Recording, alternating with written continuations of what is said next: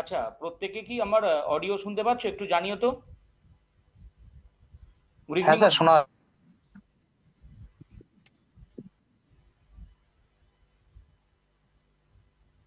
Gopal, maybe শোনা কিছু তো শোনা যাচ্ছে স্যার। মানে টেক্সট অপশন আছে কি? মানে আমি কেন শুনতে পাচ্ছি না এটা বুঝতে পারছি না।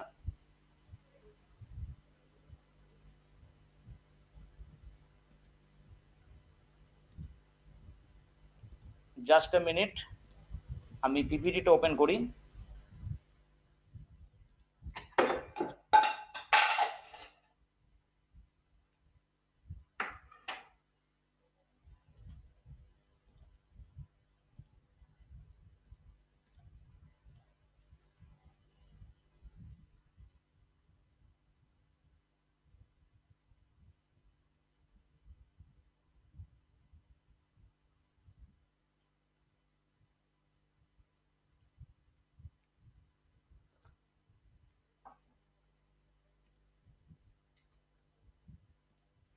আচ্ছা, আমাকে কেউ একজন জানাও কাইন্ডলি যে আমার এবার স্ক্রিন তোমরা দেখতে পাচ্ছ কিনা। হ্যাঁ স্যার, দেখা আচ্ছা, যাচ্ছে। দেখা যাচ্ছে। ওকে, শোনা যাচ্ছে তো? ঠিক আছে। জেনারেলি জুমে আমি ক্লাস করি না, সেই কারণে মেবি একটু প্রবলেম হতে পারে, বাট আই উইল ম্যানেজ ইট। আমার স্ক্রিন দেখা যাচ্ছে কিনা কেউ একজন জানাও, তাহলে আমরা ক্লাসটা শুরু করতে পারি আজকে। ওকে, স্ক্রিন দেখা যাচ্ছে। চলো তাহলে আমরা শুরু করি আজকের যে আলোচনা, সেটা হচ্ছে ভারতবর্ষের লোকেশন অ্যান্ড এক্সটেনশন। আমরা প্রথম চ্যাপ্টার আজকে শুরু করব, ভারতবর্ষের লোকেশন অ্যান্ড এক্সটেনশন। এই যে জায়গাটা, না আমি শুনতে পাচ্ছি না, আমি কথা শুনতে পাচ্ছি না। এনিহাউ তোমরা যখন কেউ কথা বলছো, এটা আমার তরফ থেকে কি কোনো প্রবলেম হচ্ছে না আমি বুঝতে পারছি না, বাট যাই হোক, আমরা আজকে যে আলোচনাটা শুরু করব সেটা হচ্ছে ভারতবর্ষের লোকেশন অ্যান্ড এক্সটেনশন। দেখো, ভারতবর্ষের ক্ষেত্রে আমরা যদি দেখি, ভারতবর্ষের অবস্থানকে আমরা দুটো দিক থেকে দুটো প্যারামিটারে ভাগ করি, একটা ল্যাটিটিউডিনালি এবং একটা হচ্ছে লঙ্গিটিউডিনালি। আমরা যদি ল্যাটিটিউডিনালি দেখি তাহলে ভারতবর্ষ নর্দার্ন হেমিস্ফিয়ারে অবস্থিত, এবং লঙ্গিটিউডিনালি এটা ইস্টার্ন হেমিস্ফিয়ারে মানে পূর্ব দিকে অবস্থিত। স্পেসিফিক্যালি বলা যায়, একটা বৃত্ত অঙ্কন করলে এরকম ভাবে, এই বৃত্তের রেসপেক্টে আমরা যদি লক্ষ্য করি তাহলে ভারতবর্ষের অবস্থান হচ্ছে এই কোয়াড্রান্টে, এই নর্থ ইস্টার্ন কোয়াড্রান্টে আমরা ভারতবর্ষের অবস্থানটা দেখতে পাচ্ছি। সো স্পেসিফিক্যালি ভারতবর্ষের অবস্থান একদম দক্ষিণে 8 ডিগ্রি 4 মিনিট থেকে উত্তরে 37 ডিগ্রি 6 মিনিট পর্যন্ত, পশ্চিমে 68 ডিগ্রি 7 মিনিট পূর্ব থেকে 97 ডিগ্রি 25 মিনিট পূর্ব পর্যন্ত এটা অবস্থিত। এই হচ্ছে সামগ্রিকভাবে ভারতবর্ষের অবস্থান। তবে দেখো, এক্ষেত্রে আমরা একটা বিষয় এখানে উল্লেখ করব, যে ভারতবর্ষের দক্ষিণ দিকে যে 8 ডিগ্রি 4 মিনিট আমি বলছি, এর থেকেও দক্ষিণ দিকে আমরা যদি আসি, অর্থাৎ ভারতবর্ষের যে দ্বীপ অঞ্চল আছে এরকম আন্দামান নিকোবর দ্বীপ অঞ্চল, তার দক্ষিণতম বিন্দু হিসাবে আমরা যেটা বলতে পারি সেটা হচ্ছে 6 ডিগ্রি, ঠিক আছে, বা 6 ডিগ্রি না, 6 ডিগ্রি 45 মিনিট অ্যাকচুয়ালি। এই যে 6 ডিগ্রি 45 মিনিট নর্থ, এটা হচ্ছে ভারতবর্ষের দক্ষিণতম বিন্দু। কেমন? এই যে দক্ষিণতম বিন্দু যদি বলা হয়, আদারওয়াইজ যদি আমাকে জিজ্ঞাসা করা হয় যে ভারতবর্ষের মূল ভূখণ্ডের দক্ষিণতম বিন্দু কোনটা, মূল ভূখণ্ডের অংশ যদি বলা হয়, তাহলে আমরা এখানে লিখব মূল ভূখণ্ডের অংশ হচ্ছে কন্যাকুমারিকাতে অবস্থিত এই স্থানটি, অর্থাৎ এই যে পার্টিকুলার প্লেস এটা অবস্থিত হচ্ছে কন্যাকুমারিকাতে। এরপর আমরা উত্তরতম অংশ যদি দেখি, এই হচ্ছে দফাদার রিজিয়ন যেটা আমরা পাচ্ছি। দফাদার রিজিয়ন যেটা, এটা লাদাখে অবস্থিত। তবে হ্যাঁ, এখানে মনে রাখবে এইটা কিন্তু ভারতবর্ষের ক্লেমড, এবার ভারতবর্ষের অ্যাডমিনিস্ট্রাড, অর্থাৎ যেটা নিয়ে কোনো ধরনের দ্বিধা নেই, যেটা নিয়ে কোনো ধরনের সমস্যা নেই, কেউ ক্লেম করছে না, ঠিক আছে, সেই রকম যদি অংশ হয়, সেই রকম যদি অংশের কথা বলা হয়, তাহলে সেটা কি, তাহলে সেটাকে আমরা বলবো চাম্বা। হিমাচল প্রদেশে অবস্থিত চাম্বা। ওকে, এই বিষয়টাকে একটুখানি তোমরা মাথায় রাখবে। আমরা পশ্চিম দিকে যদি দেখি, পশ্চিম দিকের অংশ হিসাবে এই যে জায়গাটা, এটা পাবো গুহারমতি। পশ্চিম দিকের অংশ হিসাবে আমরা পাবো গুহারমতি, এই একদম এই যে জায়গাটা, ঠিক গুজরাট রাজ্যে অবস্থিত গুহারমতি। এবং পূর্ব দিকের অংশ হিসাবে আমরা যেটা পাবো সেটা কি, পূর্ব দিকের অংশ হিসাবে আমরা যেটা পাবো সেটা হচ্ছে কিবিতু। ওকে, এই অরুণাচল প্রদেশের কিবিতু এই যে জায়গাটা, এই দিকটাতে আমরা পাচ্ছি পূর্বতম বিন্দু। মেনল্যান্ডে যদি বলা হয় কন্যাকুমারিকা, আর যদি ভারতবর্ষের বলা হয় নর্মালি, তাহলে আমি যেমনটা বললাম এই জায়গাটা হচ্ছে মানে আন্দামান নিকোবর দ্বীপপুঞ্জ অঞ্চলের সেই জায়গাটা। ওকে, চলো নেক্সট আমরা এবার দেখব ভারতবর্ষের ক্ষেত্রে দুটো প্রধান রেখা পাস করেছে। একটা হচ্ছে ইন্ডিয়ান স্ট্যান্ডার্ড টাইম, এই একটা রেখা ভারতবর্ষের ক্ষেত্রে পাস করেছে ইন্ডিয়ান স্ট্যান্ডার্ড টাইম, এবং আরেকটা হচ্ছে যেটা গুরুত্বপূর্ণ রেখা হিসাবে আমরা উল্লেখ করতে পারি ইন্ডিয়ান স্ট্যান্ডার্ড টাইমের সাথে সাথে, সেটা হচ্ছে পার্টিকুলারলি ট্রপিক অফ ক্যান্সার। তাহলে ইন্ডিয়ান স্ট্যান্ডার্ড টাইম কোনটা? ইন্ডিয়ান স্ট্যান্ডার্ড টাইম মানে হচ্ছে যেটা ভারতবর্ষের প্রকৃত সময় নির্ধারণ করে। এখন প্রশ্ন হচ্ছে ভারতবর্ষের প্রকৃত সময় নির্ধারণ করার কেন প্রয়োজন? দেখো, ভারতবর্ষের ক্ষেত্রে 68°7' থেকে 97°25' পর্যন্ত আমরা একটা অঞ্চল পাই। এই যে পুরো অঞ্চলটা তোমরা দেখতে পাচ্ছ, এই পুরো অঞ্চলটাতে তাহলে চিন্তা করে দেখো, আমি যদি 68° ধরি আর এইদিকে 98° ধরি, 97 বাদ দিচ্ছি, 98° ধরি অ্যাপ্রক্স, তাহলে সেখানে আমরা টোটাল কতগুলো অংশ পাচ্ছি? সেখানে আমরা টোটাল 30টা দ্রাঘিমা রেখা পাচ্ছি, তাই তো? এবার সাধারণ নিয়ম অনুসারে, এটা জেনে রাখো তোমরা প্রত্যেকে, সাধারণ নিয়ম অনুসারে একটা দ্রাঘিমা রেখার জন্য মানে প্রতি দ্রাঘিমা রেখা প্রায় আমরা দেখতে পাবো 4 মিনিট সময়ের ব্যবধান তৈরি করে। অর্থাৎ আমি যদি 1 ডিগ্রি দ্রাঘিমা থেকে 2 ডিগ্রি দ্রাঘিমাতে যাই, তাহলে 4 ডিগ্রি সময় আমার পরিবর্তিত হবে, সরি 4 মিনিট সময় আমার পরিবর্তিত হবে। তাহলে ভারতবর্ষের ক্ষেত্রে যদি আমরা 30 ডিগ্রি দ্রাঘিমা রেখার পরিবর্তনের অংশ দেখতে পাচ্ছি, তাহলে আমরা কি এখানে বলতে পারি না 30 ডিগ্রি দ্রাঘিমা রেখার পরিবর্তনের অংশ, ইট ক্লিয়ারলি মিনস 30 × 4 120 মিনিট, তার মানে 2 ঘন্টা সময়ের পার্থক্য আমরা পাবো।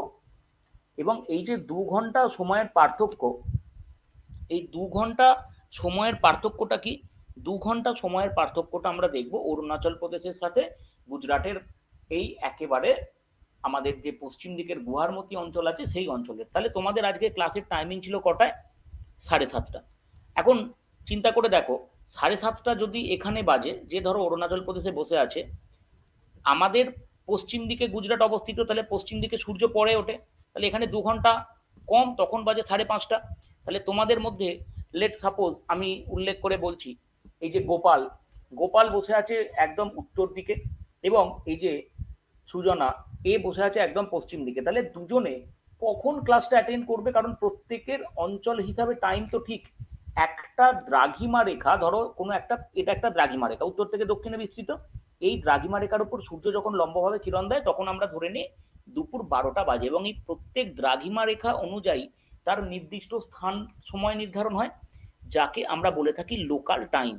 এবার বিষয় হচ্ছে এই যে লোকাল টাইম, তাহলে ভারতবর্ষের কতগুলো লোকাল টাইম হওয়া উচিত? মিনিমাম 30টা ভারতবর্ষের লোকাল টাইম আমরা দেখতে পাবো। তো ভারতবর্ষের লোকাল টাইম আমরা 30টা দেখতে পাবো। এবার এই যে 30টা লোকাল টাইমের কথা আমি বলছি, মন দিয়ে বুঝবে, এই 30টা লোকাল টাইম তাহলে সম্ভব নয় মেনটেন করা। তোমাদের আমি উদাহরণ দিয়ে দিলাম, 7:30 থেকে তোমাদের ক্লাস ছিল, এখন এই গোপাল একদিকে সুজনা একদিকে, তাহলে তো মুশকিল। এবার কি হবে স্যার? তাহলে তাহলে আমি একটা কথা বলে দেব যে এই দুজনের মধ্যে কারোর সময়টাকেই আমি অ্যাকসেপ্ট করছি না, আমি একটা স্ট্যান্ডার্ড টাইম বলে দিচ্ছি। এবং এই যে স্ট্যান্ডার্ড টাইমের কথা আমি বলছি, where from the standard time comes, তাহলে একটা মেরিডিয়ান ধরে নেওয়া হচ্ছে, যে পার্টিকুলার কোনো একটা মেরিডিয়ানের ক্ষেত্রে যেটা লোকাল টাইম হবে, সেটাকে আমরা গোটা ভারতবর্ষের স্ট্যান্ডার্ড টাইম হিসাবে ধরবো। তাহলে আমরা ধরে নিতে পারি যে এই যে ভারতবর্ষের মাঝখান দিয়ে মোটামুটি আমরা রেখাটা এখানে আঁকছি, এই মাঝখান দিয়ে যে রেখাটা অবস্থান করছে এই জায়গা দিয়ে কে কে আছে? আমরা উত্তরপ্রদেশ, মধ্যপ্রদেশ এগুলো পাবো এরকম ভাবে, উত্তরপ্রদেশ, মধ্যপ্রদেশ, ছত্তিশগড়, ওড়িশা, এপি, এরকম ভাবে একটা রেখা পাবো। এই যে রেখাটা মোটামুটি ভারতকে দুটো অংশে ভাগ করছে, এবং এই যে দুটো অংশে ভাগ করছে স্পেসিফিক্যালি, এই দুটো অংশের ভিত্তিতে ভারতবর্ষের আমরা টাইমটা নির্ধারণ করছি। তাহলে এইটার মান কত স্যার?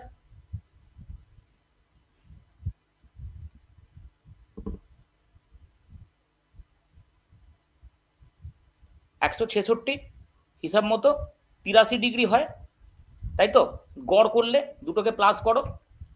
এবার 83 ডিগ্রিতে আমি পাচ্ছি না, আমি সেই কারণে 82.5 ডিগ্রি, কারণ ওইটা আমি তো নিয়ে নিয়েছিলাম কল্পনার ভিত্তিতে, দুটো তো এরকম নয়। তাহলে 82.5 ডিগ্রি লাইন যেখান দিয়ে যাচ্ছে সেই জায়গাটাকে আমরা উল্লেখ করছি ইন্ডিয়ার স্ট্যান্ডার্ড মেরিডিয়ান। আমরা টাইমে পরে আসবো, ইন্ডিয়ান স্ট্যান্ডার্ড মেরিডিয়ান, অর্থাৎ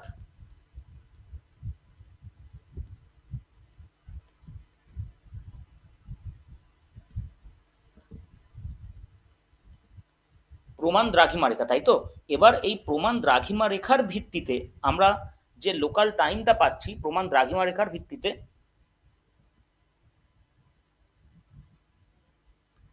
তাকে আমরা বলছি কি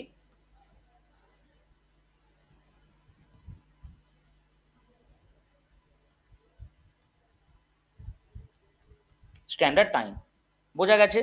তাহলে আশা করব যে এই বিষয়টা প্রত্যেকের কাছে ক্লিয়ার যে স্ট্যান্ডার্ড টাইম কি এবং কেন, এবং এটা ভারতবর্ষের 5টা রাজ্যের ওপর দিয়ে গেছে। সেই 5টা রাজ্যের নাম মনে রাখতে হবে। দিস স্টেটস আর ইউপি, এমপি, ছত্তিশগড়, ওড়িশা এবং অন্ধ্রপ্রদেশ। এই 5টা জায়গার কথা আমাদেরকে মনে রাখতে হবে।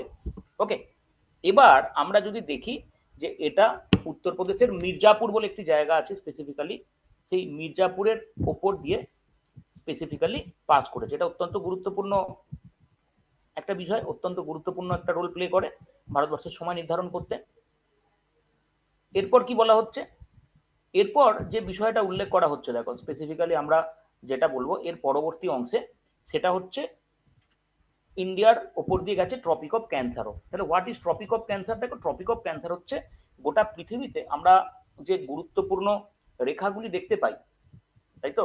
গোটা পৃথিবীর ক্ষেত্রে আমরা যে গুরুত্বপূর্ণ রেখাগুলো দেখতে পাই,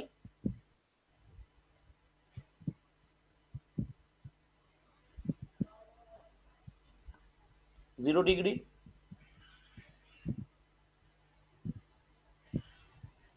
23.5 ডিগ্রি নর্থ,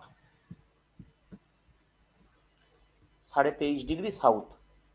এই যে 23.5 ডিগ্রি নর্থ রেখা, ঠিক আছে, এই 23.5 ডিগ্রি নর্থ রেখাটিকে বলা হয় ট্রপিক অফ ক্যান্সার বা কর্কটক্রান্তি রেখা।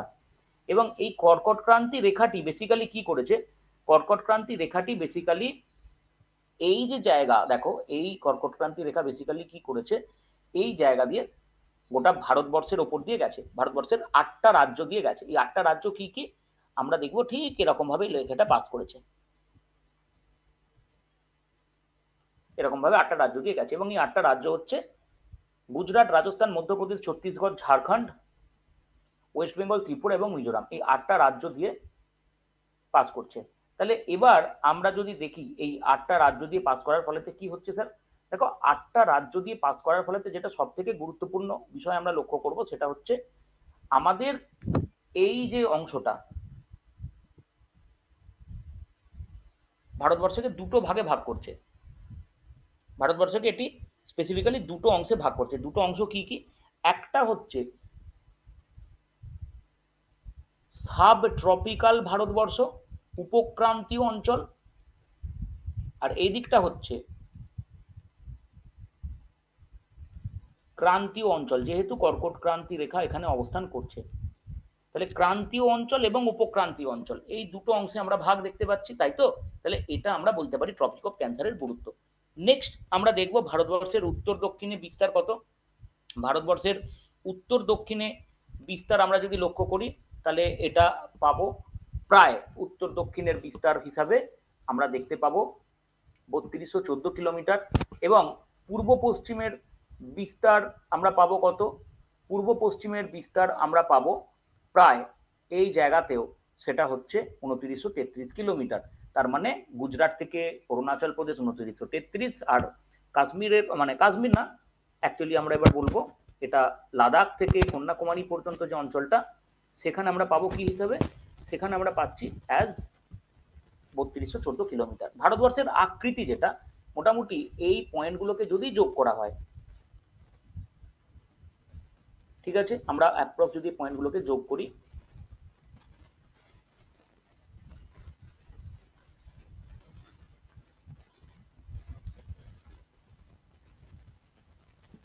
তাহলে কি পাবো এই পয়েন্টগুলোকে যোগ করলে? একটা কোয়াড্রাঙ্গুলার শেপ পাচ্ছি না? কোয়াড্রাঙ্গুলার শেপ মানে কি? কোয়াড্রাঙ্গুলার শেপ মানে হচ্ছে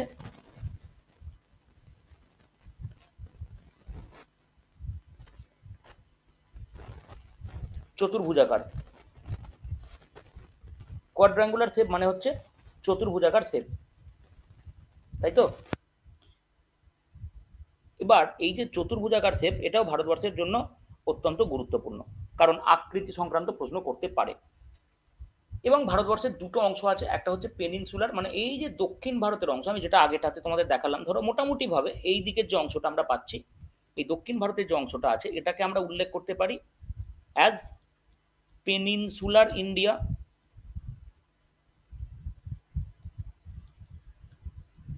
এবং উত্তর দিকের এই যে অংশটা, তাকে আমরা উল্লেখ করতে পারি অ্যাজ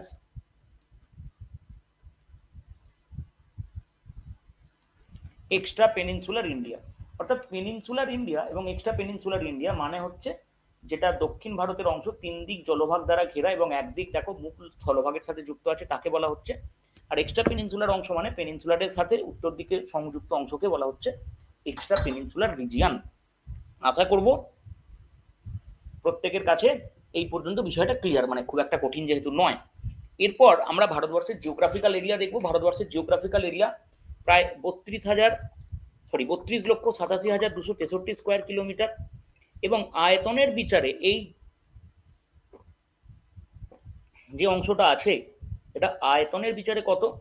আয়তনের বিচারে মোটামুটি ভাবে আমরা যদি দেখি, এই অংশটা আমরা পাবো প্রায় 2.4% টোটাল পৃথিবীর জিওগ্রাফিক্যাল এরিয়ার মধ্যে। এটা অত্যন্ত গুরুত্বপূর্ণ, 2.4% স্থান দখল করে থাকে। এবং অ্যাট দ্য সেম টাইম আমাদের 0.5% অফ টোটাল ওয়ার্ল্ডস ল্যান্ডমাস। তাহলে গোটা পৃথিবীর ক্ষেত্রে, ঠিক আছে, গোটা পৃথিবীর ক্ষেত্রে 0.5%, এবং শুধুমাত্র স্থলভাগের হিসাবে যদি বলা হয় সেটা হচ্ছে 2.4%। মোটামুটি আয়তনের ভিত্তিতে পৃথিবীতে সপ্তম স্থান অধিকার করে। এবং রাশিয়া, চায়না, কানাডা এদের পর ভারতের অবস্থান মোটামুটি ভাবে আমরা দেখব। এবং সব থেকে গুরুত্বপূর্ণ এই যে কম্প্যারিজন আছে, এই কম্প্যারিজনটা ইউরোপের ইকুয়াল, প্রায় ইকুয়াল। রাশিয়া বাদ দিয়ে, যদি আমরা রাশিয়াকে বাদ দিই, এক্সক্লুডিং রাশিয়া, এটা আমরা বলতে পারি 1/3 of Canada, 1/5 of Russia, 8 Times of Japan. এখানে আরেকটা জিনিস লিখে নাও, 4 টাইম অফ পাকিস্তান। পাকিস্তানের ক্ষেত্রে একে মানে 4 গুণ। এবং ইউনাইটেড কিংডমের প্রায় 12 গুণ আমরা দেখতে পাই। ইউনাইটেড কিংডমের ক্ষেত্রে প্রায় 12 গুণ অবস্থান আমরা দেখতে পাই। 15,200 কিলোমিটার আমরা ফ্রন্টায়ার দেখি। এবং কোস্ট লাইন প্রায় 7,516.6 কিলোমিটার। এখানে কোস্ট লাইনের স্টেট দেওয়া আছে, এটা 1970 একটা তথ্য হিসাবে দেওয়া আছে। এর পরবর্তীতে 2023-24-এও একটা কিন্তু সার্ভে হয়েছে। এবং 2023-24-এর যে সার্ভে, এটা যেহেতু এখনো পর্যন্ত অফিসিয়ালি সব জায়গাতে অ্যাভেলেবেল নয়, এটা এখানে দেওয়া হয়নি। তোমাদের পরবর্তীতে এটা আমি জানিয়ে দেব, তথ্যভিত্তিক এটা আমি তোমাদের সাথে আলোচনা করে দেব। ওকে, মোটামুটি এটা একটা গুরুত্বপূর্ণ বিষয় হলো। এবার দেখো এখান থেকে যেটা হয়, এই র্যাঙ্ক অনুযায়ী কিন্তু খুব বেশি পরিমাণে আমরা যদি লক্ষ্য করি, র্যাঙ্ক ওয়াইজ কিন্তু এটা যথেষ্ট গুরুত্বপূর্ণ। যেমন এই যে জায়গাটা স্পেসিফিক্যালি গুজরাট 1214 কিলোমিটার, এটা as a state longest.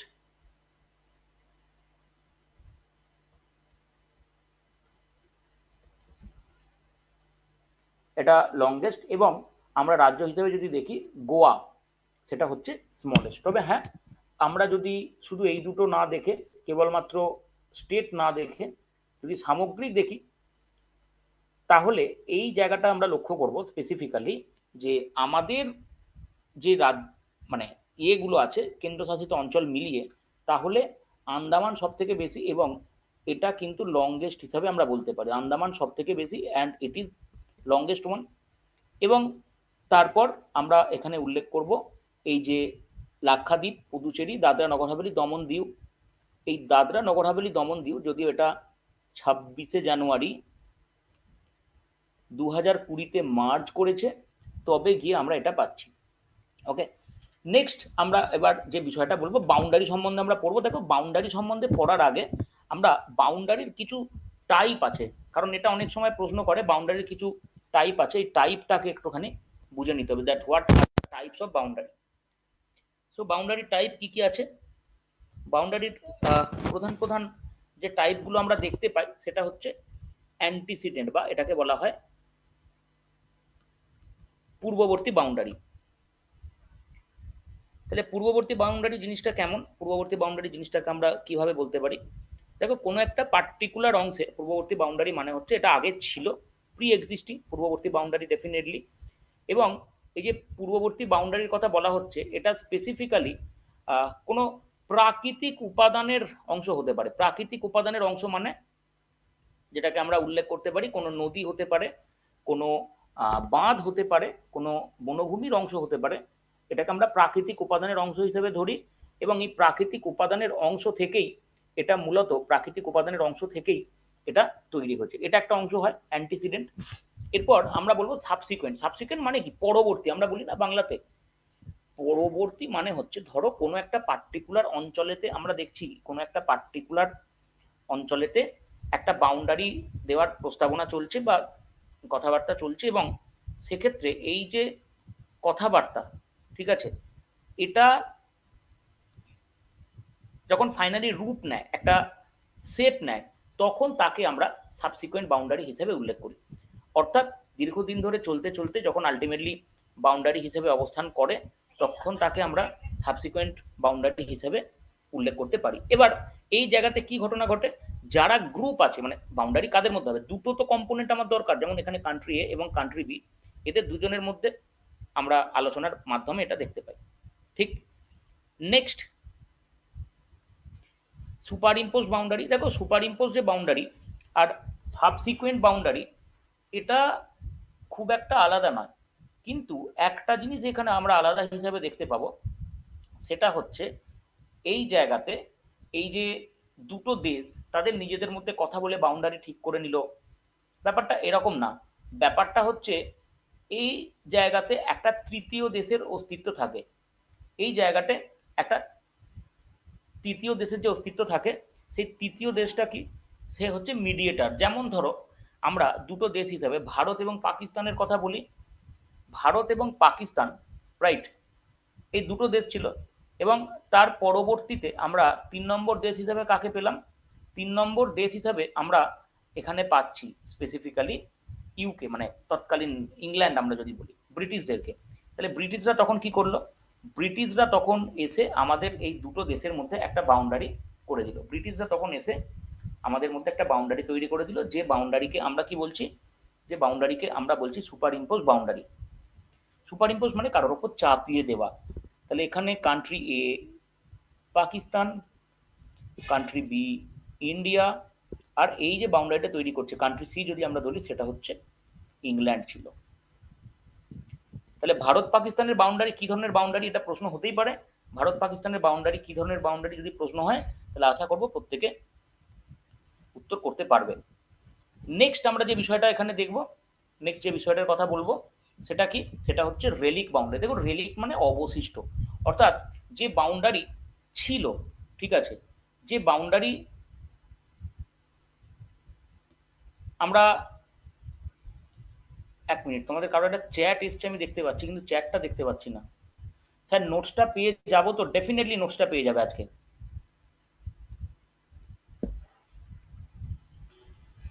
Definitely তোমরা নোটসটা পেয়ে যাবে গো। এক মিনিট, এটা তোমাদের কিছু চ্যাট এসছে, নোটসটা পেয়ে যাবে একদম, আমি ক্লাসের পরই তোমাদের এটা দিয়ে দেবো, কেমন? চলো এবার দেখো এই যে অংশটা, তবে তোমরা রেকর্ড মানে ক্লাসটা যখন হচ্ছে না, তখন তোমরা কিন্তু একটুখানি হ্যান্ড রিটেন নোট নিও।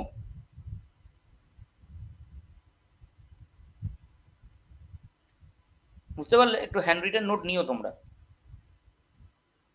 এবার যে বিষয়টা আমি বলছিলাম বা যে বিষয়টা সম্পর্কে আমি বলছি, সেটা হচ্ছে এই জায়গাতে আমরা কি দেখব, এই জায়গাতে আমরা দেখব পার্টিকুলারলি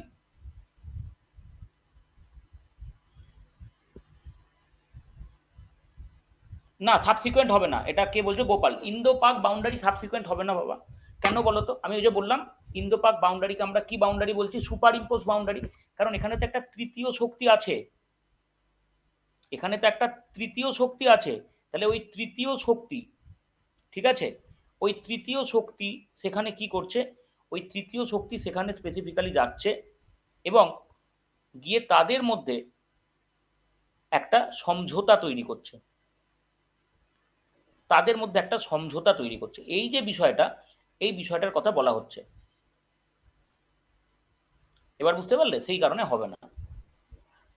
ওকে, চলো তাহলে এরপর আমরা রেলিক বাউন্ডারি বলবো, যেটা আগে ছিল কিন্তু বর্তমানে নেই। যে বাউন্ডারিটা আগে ছিল বাট বর্তমানে নেই, সেই বাউন্ডারিটাকে বলা হচ্ছে রেলিক বাউন্ডারি। অর্থাৎ এখন আমরা যদি দুটো জার্মানির বাউন্ডারির কথা বলি, একটা হচ্ছে পূর্ব জার্মানি এবং আরেকটা হচ্ছে পশ্চিম জার্মানি, তাদের মধ্যে এই রকম সিনারিও আমরা দেখতে পাবো। ঠিক আছে, ক্লিয়ার? চলো নেক্সট এবার আমরা যে বিষয়টা দেখব, বিভিন্ন বাউন্ডারিগুলো, ভারতের সাথে বাংলাদেশ, ভারতের সাথে পাকিস্তান, প্রত্যেকটা অংশের যে বাউন্ডারিজ আছে কেমন, সেই বাউন্ডারিজগুলো কেমন, সেই বাউন্ডারিজগুলো কিভাবে আছে না আছে, এই বিষয়টা আমরা এখানে আলোচনা করব। তাহলে দেখো, আমরা যদি দেখি এই জায়গাতে এই বাউন্ডারির চিত্রপট কেমন হবে, এই জায়গাতে বাউন্ডারির চিত্রপট যদি আমরা লক্ষ্য করি, তাহলে প্রথমে আমরা বাংলাদেশের সাথে দেখব। 4096 কিলোমিটার বাউন্ডারি আছে এবং এই যে 4096 কিলোমিটার বাউন্ডারি কার কার সাথে? ওয়েস্ট বেঙ্গল, মেঘালয়, ত্রিপুরা, মিজোরাম এবং আসাম, এই কতগুলো দেশের সাথে আমরা দেখতে পাবো মেনলি। ওকে, এই কতগুলো দেশের সাথে আমরা দেখতে পাচ্ছি। নেক্সট কি? নেক্সট আমরা পাবো চায়নার সাথে 3488 কিলোমিটারের বাউন্ডারি, লাদাখ, হিমাচল প্রদেশ, এই যে বাউন্ডারিগুলি আছে মানে দেশ এবং অঞ্চলগুলি আছে, উত্তরাখণ্ড, সিকিম, এদের সাথে আমি ম্যাপেও দেখাবো। পাকিস্তানের সাথে 3323 কিলোমিটার, গুজরাট, রাজস্থান, পাঞ্জাব এবং জম্মু কাশ্মীর, নেপালের সাথে উত্তরাখণ্ড, উত্তরপ্রদেশ, বিহার, ওয়েস্ট বেঙ্গল, সিকিম, মায়ানমারের সাথে 1643 কিলোমিটার আমরা পাচ্ছি, অরুণাচল প্রদেশ, নাগাল্যান্ড, মণিপুর এবং মিজোরাম, ভুটানের সাথে 699 কিলোমিটার, ওয়েস্ট বেঙ্গল, সিকিম, আসাম, অরুণাচল প্রদেশ এবং লাদাখের সাথে আমরা পাচ্ছি কেবলমাত্র আফগানিস্তানের 106 কিলোমিটার। এবং লাদাখের সাথে এই যে অঞ্চলটা দেখছো, এটা স্পেসিফিক্যালি কি? লাদাখের সাথে এই যে অঞ্চলটা পাচ্ছ, এটা স্পেসিফিক্যালি হচ্ছে এই পার্টিকুলার জায়গাটা এখন পিওকেতে। এটা আমরা 1896 সাল থেকে একটা বর্ডার পেয়ে আসছে, আমি আলোচনা করবো ডেফিনেটলি, যে কি নাম কি বৃত্তান্ত, এটা আমি ডেফিনেটলি তোমাদের সাথে আলোচনা করব। ওকে,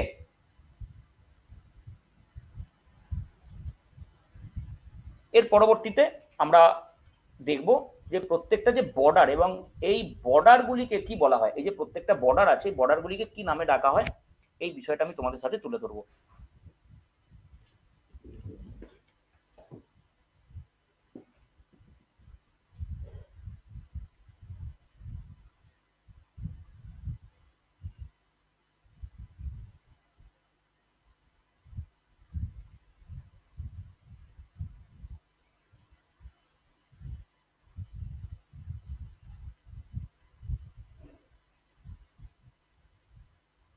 তাহলে আমরা প্রথমে পড়বো র্যাডক্লিফ লাইন। দেখো র্যাডক্লিফ লাইন কোন জায়গাটা, খুব ভালো করে বুঝবে। আজকে তোমাদের আমি একটা জিনিস এখানে শেয়ার করি।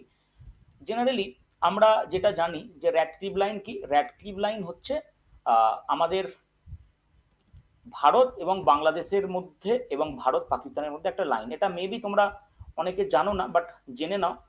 আমাদের এই র্যাডক্লিফ লাইন যেটা হয় সেটা কিন্তু দুটো দেশের মধ্যেই আছে, দুটো দেশের মধ্যে এটাকে আমরা দেখতে পাই। এই দিকটাতে, এই যে পশ্চিম দিকের অংশটাতে,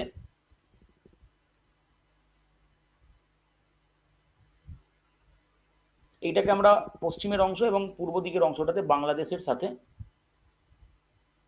এটা দেখতে পাই। এবং এই যে র্যাডক্লিফ লাইন টানা হয়েছিল কবে? র্যাডক্লিফ লাইন 1947 সালে টানা হয়েছিল স্যার সাইরিল র্যাডক্লিফের নেতৃত্বে, যিনি তখনের চেয়ারম্যান ছিলেন, ফলে তার নেতৃত্বে আমরা র্যাডক্লিফ লাইনটা দেখতে পাই। ঠিক, এবং এর পশ্চিম দিকে অংশটা আমরা যেটা বলছি, এর পশ্চিম দিকের অংশটা আমরা কি হিসাবে পাচ্ছি? পশ্চিম দিকের অংশটা আমরা পাচ্ছি as the part of Pakistan as of now. আমি বর্তমান সময়ের কথা, তখন তো পুরোটাই পাকিস্তান ছিল, তাই না? ফলে তখন তো আর এই যে তোমাদের মনে প্রশ্ন হতে পারে যে স্যার বাংলাদেশ কোথা থেকে আসলো, আরে বাবা তখন তো পুরোটাই ছিল একটা জিনিস, এখন তো আলাদা হয়ে গেছে। সেই কারণে, বুঝতে পারছো আশা করছি। এবং এর পরবর্তীতে আমরা এই পূর্ব অংশটাকে বাংলাদেশের সাথে দেখতে পাচ্ছি। তাহলে র্যাডক্লিফ লাইনের এই জায়গাটাতে আমরা আরেকটা লাইন পাবো, সেটা হচ্ছে সার ক্রিক। সার ক্রিক কোথায়?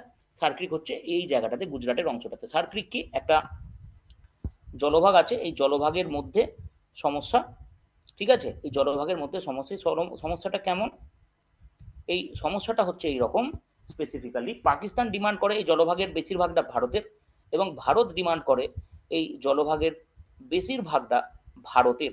ফলে এই যে বিষয়টা, এই বিষয়টা নিয়ে একটা সমস্যা তৈরি হয়েছে, যেটাকে আমরা বলি সার ক্রিক লাইন, ঠিক আছে? এই সমস্যাটার পূরণ করা হচ্ছে কিভাবে? সমস্যাটার সমাধান করা হচ্ছে এইভাবে যে তার মাঝখানে যেটা সব থেকে গভীর অংশ, সেই গভীর অংশটা, মাঝখানের সব থেকে যে গভীর অংশ, সেই গভীর অংশটা হচ্ছে স্পেসিফিক্যালি দুটো দেশের একটা মাঝখানবর্তী সীমা, দুটো দেশের একটা মাঝখানবর্তী সীমা হিসাবে সেই গভীর অংশটাকে উল্লেখ করা হচ্ছে, ঠিক আছে? এটা প্রত্যেকে মনে রাখবে। Clear?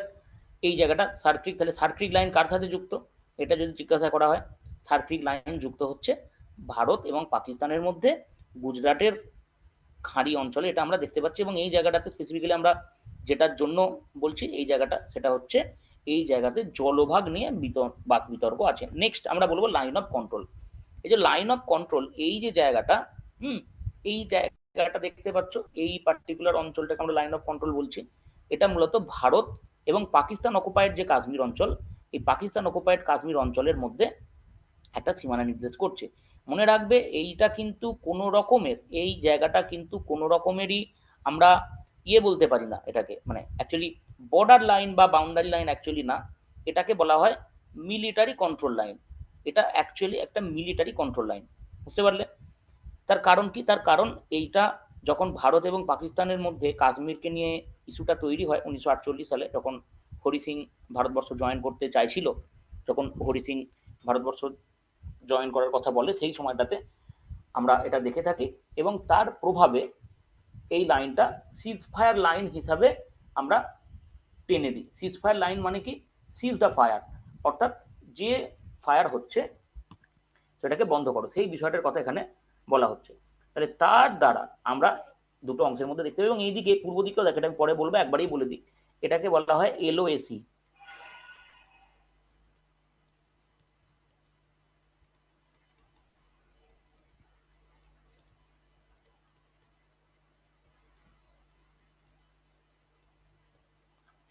Line of actual control. অর্থাৎ যখন চায়না হুম ভারতবর্ষ আক্রমণ করে, যখন চায়না ভারতবর্ষ আক্রমণ করে, তখন এই আক্রমণের সময়তে একটা সিজ ফায়ার লাইন ভারতবর্ষ এবং চায়নার মধ্যে থেকে ইউএন এর তত্ত্বাবধানে তৈরি করা হয়।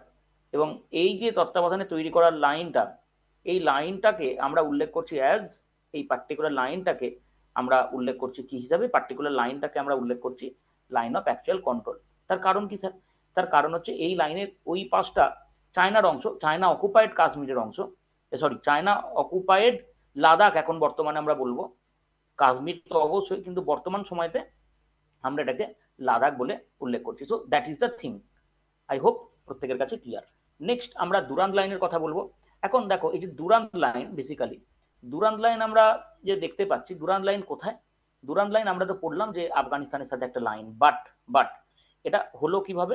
দেখো এই জায়গাটাতে আমরা দেখতে পাবো দুরান্ত লাইন, এই জায়গাটাতে কেবলমাত্র এই পার্টিকুলার অংশটাতে দুরান্ত লাইন তোমরা দেখতে পাবে, বড় করে দিচ্ছি দেখে নাও। এই যে অংশটা বুঝতে পারছো যে লাদাখের সাথে আফগানিস্তানের কোন অংশটা জুড়ে আছে, তাহলে এই লাইনটা হচ্ছে দুরান্ত লাইন। এবং এই যে দুরান্ত লাইন বেসিক্যালি এটা 1896 সালে আমরা পেয়েছিলাম।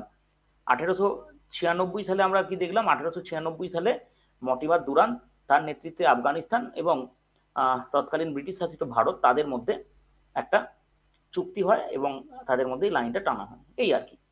ক্লিয়ার? এই বিষয়টা এটা মাথায় রাখার মতো। নেক্সট আমরা এখানে আলোচনা করব ইন্ডিয়া বাংলাদেশ বাউন্ডারি, অলরেডি আমি বললাম। এরপর এই যে ছিটমহলগুলো কোথায় কোথায় ছিল, জাস্ট একটু ম্যাপেতে তোমরা ছিটমহলগুলো দেখে নাও যে কোন জায়গাতে কোন ছিটমহলের অবস্থান ছিল। এটা জিজ্ঞাসা করতে পারে ছিটমহল বিনিময় কাদের মধ্যে হয়েছে, কোন দুটো দেশের মধ্যে ছিটমহল বিনিময় হয়েছে, কি বৃত্তান্ত। এগুলো এমসিকিউ প্যাটার্ন যেহেতু এখনো আছে 2 বছর তোমাদের হাতে, আশা করা যায় 2 বছর মিনিমাম, এখান থেকে জিজ্ঞাসা করতে পারে। ঠিক, এটা একটা বিষয়।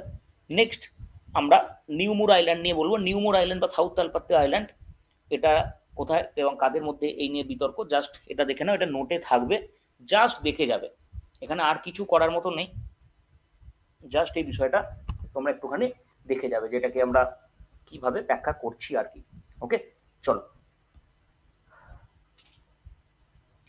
এর পরবর্তীতে আমরা ইন্ডিয়া এবং মায়ানমারের মধ্যে বর্ডার লাইন পড়বো। দেখো ইন্ডিয়া এবং মায়ানমারের মধ্যে যে বর্ডার লাইন আছে 1643 কিলোমিটারের যে বর্ডার লাইনটা আমরা পাই, হ্যাঁ, এই 1643 কিলোমিটারের বর্ডার লাইনটা মূলত চারটে রাজ্য, আমরা খুব সহজে বোঝার জন্য এটাকে বলে থাকি অরুণামামি। অরুণাচল প্রদেশ, নাগাল্যান্ড, মণিপুর এবং মিজোরাম, এই চারটে রাজ্য দ্বারা সেটা বর্ডার শেয়ার হচ্ছে। এবং এই 1643 কিলোমিটার বর্ডারের মধ্যে উত্তর থেকে দক্ষিণে কে কে আছে, এটা অনেক সময় জিজ্ঞাসা করে যে উত্তর থেকে দক্ষিণে কোন রাজ্য আছে বা দক্ষিণ থেকে উত্তরে কোন রাজ্য আছে ইত্যাদিও কিন্তু পরীক্ষার সময় জিজ্ঞাসা করতে পারে। সো এটা মনে রাখবে, অরুণাচল প্রদেশ, নাগাল্যান্ড, মণিপুর, মিজোরাম, অরুণামামি, এই শব্দটা অত্যন্ত সহজভাবে বোঝানোর জন্য ব্যবহার হয়। এরপর আমরা সিনো ইন্দো বর্ডার দেখবো। দেখো সিনো ইন্দো বর্ডার বলতে অলরেডি আমরা দেখেছি, এই যে সিনো ইন্দো বর্ডার আমরা সাধারণভাবে খুব সহজ কথাতে ম্যাকমোহন লাইন তো বলে দিই, বাট মনে রাখবে যে ম্যাকমোহন লাইন কিন্তু পুরোটা নয়। অ্যাকচুয়ালি ম্যাকমোহন লাইন কোনটা, ম্যাকমোহন লাইন হচ্ছে অরুণাচল প্রদেশের সাথে যে অংশটা দেখা যায় সেটাকে ম্যাকমোহন লাইন বলা হয়। বাকি অংশটাকে কিন্তু আমরা সাধারণত পুরোপুরিভাবে ম্যাকমোহন লাইন বলি না। তাহলে এটাকে কি বলা হয়, এটাকে বলা হয় সিনো ইন্দো লাইন। এই পুরো লাইনটাকে বলা হয় সিনো ইন্দো লাইন। তাহলে সিনো ইন্দো লাইনের অনেকগুলো পার্ট আমরা দেখতে পাচ্ছি, পশ্চিম দিকের অংশ আমরা দেখতে পাচ্ছি, পূর্ব দিকের অংশ আমরা দেখতে পাচ্ছি। এবং এই যে পশ্চিম দিকের অংশে আমরা কাকে কাকে পাচ্ছি, দেখো পশ্চিম দিকের অংশে আমরা হিমাচল প্রদেশ এবং উত্তরাখণ্ডকে পাচ্ছি, মিডিল অংশে সরি, পশ্চিম দিকের অংশে আমরা লাদাখকে পাচ্ছি। এবং পূর্ব দিকের অংশে, পূর্ব দিকের যেটাকে আমরা অ্যাকচুয়ালি উল্লেখ করছি ম্যাকমোহন লাইন বলে, আমরা সেই জায়গাতে কাকে পাচ্ছি, সেই জায়গাতে অ্যাকচুয়ালি আমরা পাচ্ছি অরুণাচল প্রদেশকে। এই হচ্ছে মূল বিষয়। তাহলে এটার মধ্যে এমন কিছু চাপের কিছু নেই। ম্যাকমোহন লাইন, তার কারণ আমরা 1914 সালে দেখেছি হেনরি ম্যাকমোহনের নেতৃত্বে এই লাইনটা টানা হয়েছিল। হেনরি ম্যাকমোহনের নেতৃত্বে তৎকালীন ভারত এবং চীনের মধ্যে এটা টানা হয়।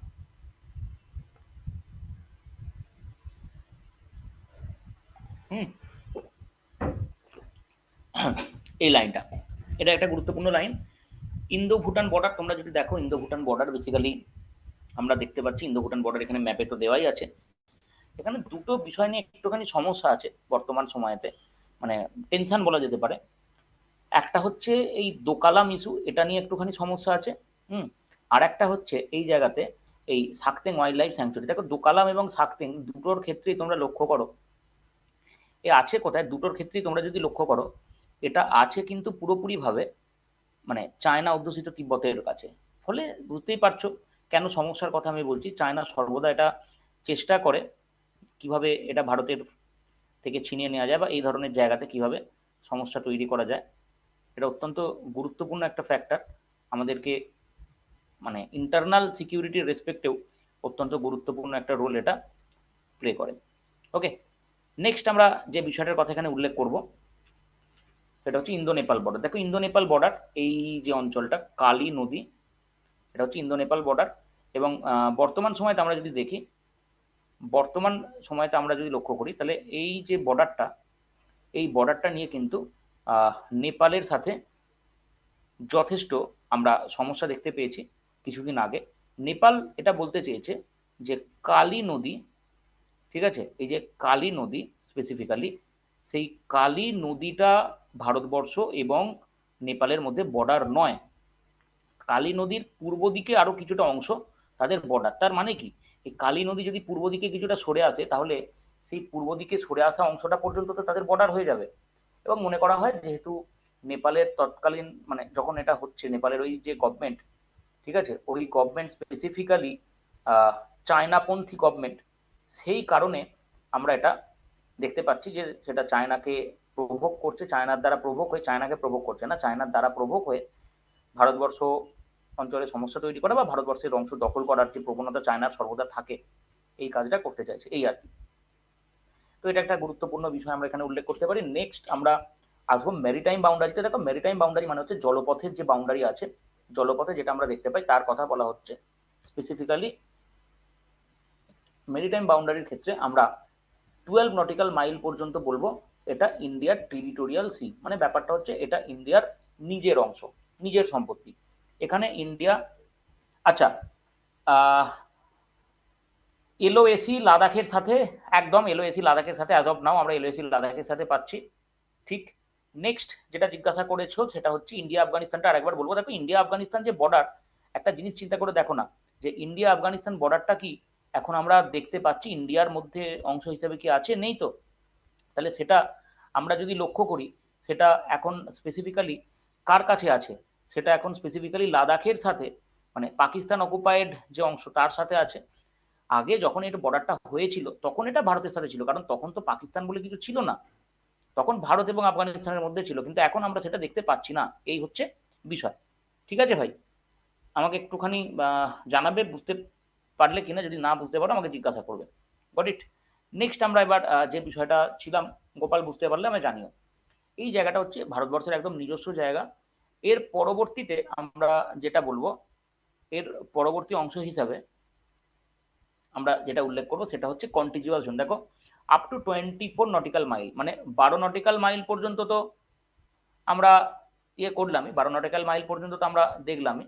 এবার তার পরবর্তীতে আরো 12 নটিক্যাল মাইল পর্যন্ত যদি আমরা যাই, তাহলে দেখবো 24 নটিক্যাল মাইল, এবং এই 24 নটিক্যাল মাইল অংশ পর্যন্ত, 24 নটিক্যাল মাইল পর্যন্ত আমরা যেটা পাই, যে জায়গাটা পাই, সেই জায়গাটা কি, সেই জায়গাটাকে বলা হচ্ছে কন্টিজিউয়াস জোন। এবং এই যে কন্টিজিউয়াস জোন, এটা ভারতের ক্ষেত্রে পুরোপুরি রাইট নেই সবকিছু করার, কিন্তু স্পেসিফিক কিছু কাজের জন্য ভারতবর্ষ এটাকে ব্যবহার করতে পারে। স্পেসিফিক কিছু কাজের জন্য ভারতবর্ষ এটাকে ব্যবহার করে। কি ধরনের কাজের জন্য ভারতবর্ষ এটাকে ব্যবহার করতে পারে, কি সর্ট অফ অ্যাক্টিভিটিস এখানে ভারতবর্ষ করে, যেমন আমরা ধরে নিতে পারি, ধরো পলিউশন কন্ট্রোল, ফিসকাল রাইট, মানে ধরো এই জায়গাতে কিছু অর্থনৈতিক কাজকর্ম ইত্যাদি ইত্যাদি এটা করাতে পারে। বুঝতে পারলে মোটামুটি এই যে বিষয়টা, এটা আমরা দেখতে পাই। ওকে, এর পরবর্তীতে আমরা কি দেখব?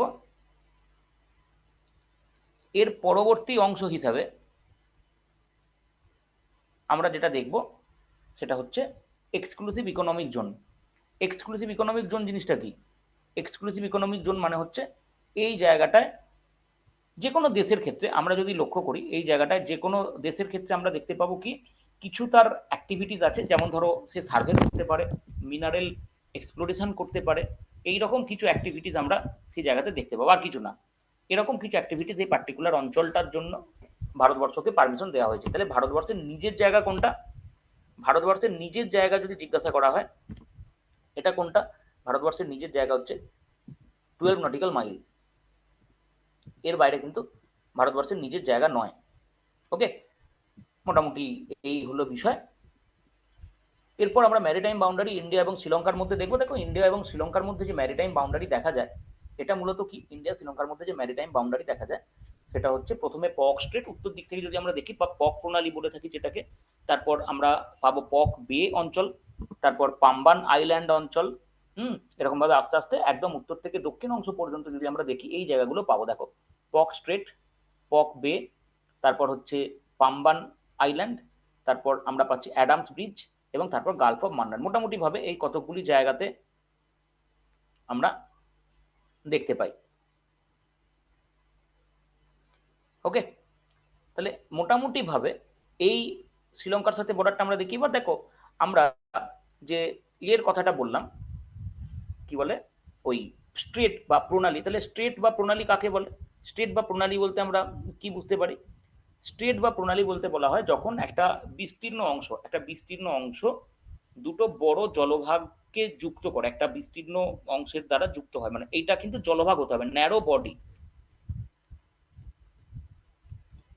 সংকীর্ণ অংশ দুটো বিস্তীর্ণ অংশকে যুক্ত করে, দুটো জলভাগকে যুক্ত করে, সেই যে অংশটা তাকে আমরা কি বলছি?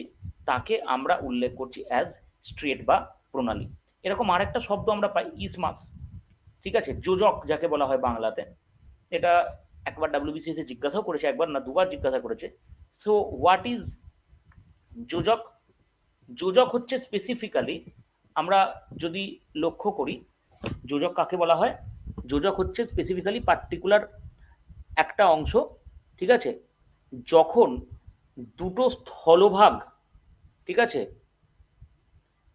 যখন দুটো স্থলভাগ আমরা দেখতে পাই একটা পার্টিকুলার স্থলভাগ দ্বারা যুক্ত হচ্ছে।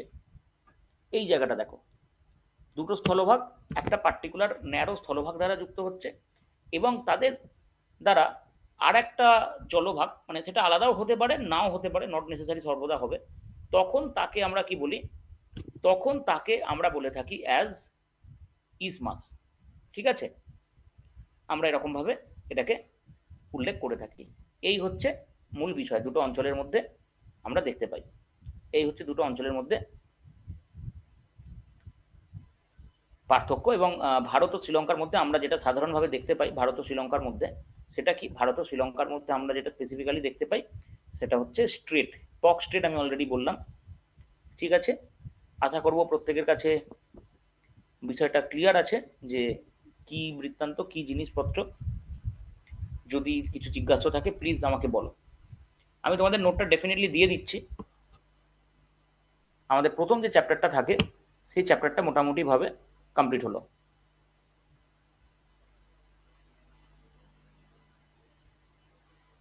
ওকে, আচ্ছা, আর কারোর কাছে কোনো যদি প্রশ্ন থাকে তো আমাকে জিজ্ঞাসা করতে পারো। আমি ক্লাস শেষ হওয়ার সাথে সাথে এটা দিয়ে দিচ্ছি, তোমরা একবার দেখে নেবে। স্যার চ্যানেলগুলো বললে একটু ভালো হতো। মেবি সুজনা কিছু বলছো, আমি বুঝতে পারছি না যে তোমাদের কথা আমি শুনতে কেন পাচ্ছি না। এটা তো আমি জানি না, অথরিটি জানে গো।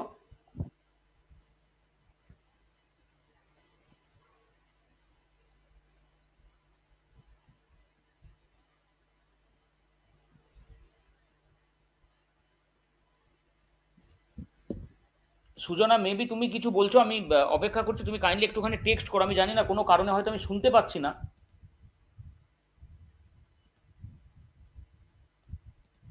আমি ট্রাই করছি, দেখি।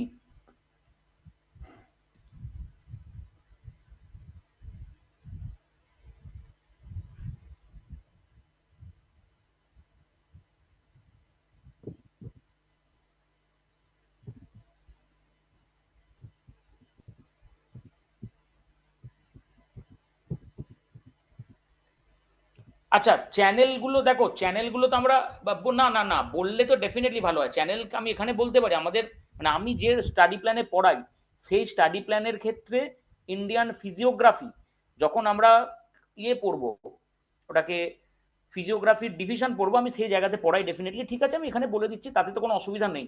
ইনফ্যাক্ট আমার কাছে তো সর্বদা রেডি আছে। এবার দেখো, প্রত্যেকজনের তো পড়ানো একরকম হয় না, কেমন? ঠিক আছে, কোনো অসুবিধা নেই। এই যে জায়গাটা দেখো, এই যে বাউন্ডারির আমরা অংশটা দেখছি, এটা ফিজিওগ্রাফির যখন দ্বীপ অঞ্চল আলোচনা করি সেই রেসপেক্টে আলোচনার অংশ। যাই হোক, ঠিক আছে, তাহলে প্রথমে আমরা 6 ডিগ্রি চ্যানেল পাবো। এই যে 6 ডিগ্রি চ্যানেল তাহলে কোথায়, খুব ভালো করে একটা জিনিস তোমরা লক্ষ্য করো। আমরা যে জায়গাটা পড়েছি সেটা হচ্ছে আমাদের গ্রেট নিকোবর দ্বীপপুঞ্জ, তোমরা দেখতে পাচ্ছ এই জায়গাটা। এবং এই গ্রেট নিকোবর দ্বীপপুঞ্জের সাথে এই যে রন্ডো আইল্যান্ড, পুতাউ রন্ডো দেখতে পাচ্ছ, তাহলে রন্ডো আইল্যান্ড এই জায়গাটার যে পার্থক্যকারী অংশ। কারণ এই ইন্ডিয়ার এই জায়গাটা হচ্ছে 6 ডিগ্রি 45 মিনিট, ঠিক আছে, এবং তার পার্শ্ববর্তী অংশে আমরা যদি লক্ষ্য করি এই জায়গাটা, এদের মাঝখানে যে চ্যানেলটা গেছে তাকে বলা হয় 6 ডিগ্রি চ্যানেল। 6 ডিগ্রি চ্যানেল মানে কিছু না, এটা হচ্ছে 6 ডিগ্রি অক্ষাংশ। ঠিক আছে, এর অর্থ হচ্ছে 6 ডিগ্রি অক্ষাংশ। ক্লিয়ার? তাহলে এই যে বিষয়টা, এটা অত্যন্ত গুরুত্বপূর্ণ, কোথায় আছে, কাদের মধ্যে আছে। ঠিক তেমনই আমরা ইন্ডিয়া এবং মায়ানমারের মধ্যে যদি দেখি, দেখো মায়ানমার এবং ইন্ডিয়ার মধ্যে একটা চ্যানেল পাবে। আমি এখানে মায়ানমারের ক্ষেত্রে যদি দেখাই, এখানে একটা কোকো আইল্যান্ড আছে, কোকোস আইল্যান্ড বা কোকো, মায়ানমারে দেখতে পাচ্ছ, আমার হাতটা হুভার করছি আমি এখানে। এবং এই দেখো আন্দামান নিকোবর আইল্যান্ডের ক্ষেত্রে এই যে জায়গাটা, অর্থাৎ এটা হচ্ছে আমাদের নর্থ আন্দামানের একটা আইল্যান্ড, নর্থ আন্দামানেরও নর্থে অবস্থিত। তার নাম কি? তার নাম হচ্ছে, খাতায় লিখে রাখো, ল্যান্ডফল আইল্যান্ড। তাহলে একদিকে ল্যান্ডফল আইল্যান্ড এবং আন্দামানের ল্যান্ডফল আইল্যান্ডের সাথে আমরা মায়ানমারের ক্ষেত্রে যে কোকো আইল্যান্ড দেখতে পাচ্ছি, ঠিক আছে, এই পুরো অঞ্চলটাকে যে যুক্ত করছে সেটা হচ্ছে কোকো চ্যানেল, বা এটাকে আমরা কোকো স্ট্রেট বলতে পারি। তাকে আমরা কোকো চ্যানেল বা কোকো স্ট্রেট হিসেবে উল্লেখ করতে পারি। ঠিক ক্লিয়ার প্রত্যেকের কাছে? এর পরবর্তীতে আমরা আর কি পড়বো? 8 ডিগ্রি 9 ডিগ্রি। 8 ডিগ্রি চ্যানেল কোথায় অবস্থিত? 8 ডিগ্রি চ্যানেলের অবস্থান আমরা যদি দেখি, 8 ডিগ্রি চ্যানেলের অবস্থান আমরা দেখতে পাবো মিনিকয় আইল্যান্ড, মানে হচ্ছে ভারতবর্ষের অংশ, এবং মালদ্বীপ, এই দিকের অংশটাতে আমরা 8 ডিগ্রি চ্যানেল দেখতে পাবো। খুব পরিষ্কারভাবে যদি তোমরা লক্ষ্য করো, এই জায়গাটা লক্ষ্য করো,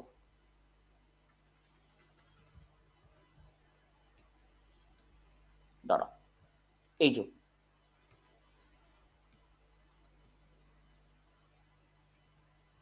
8 ডিগ্রি চ্যানেল, এইদিকে হচ্ছে মিনিকয় আইল্যান্ড এবং এইদিকে হচ্ছে আমাদের মলডিভস।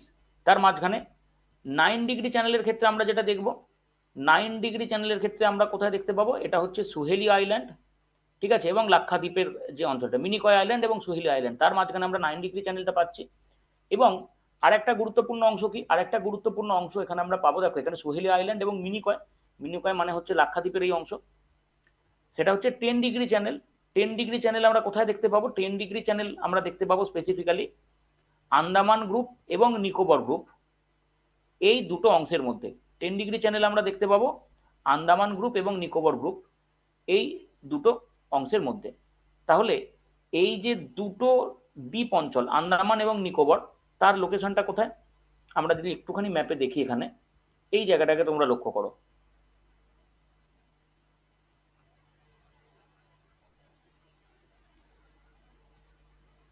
এই যে গ্রেট নিকোবর দেখতে পাচ্ছ, তাহলে এই যে লিটল আন্দামান, এরপর সাউথ আন্দামান, এবং এই উত্তরে সাউথ আন্দামান, এই যে জায়গাটা লিটল আন্দামান এবং কার নিকোবর, এদের মাঝখানে যেটা আমরা দেখতে পাচ্ছি এই জায়গাটা।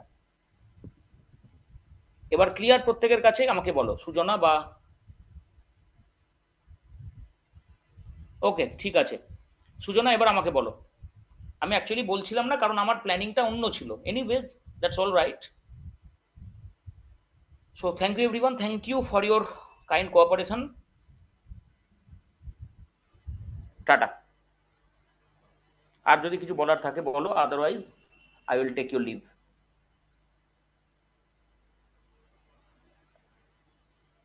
ওকে, থ্যাংক ইউ।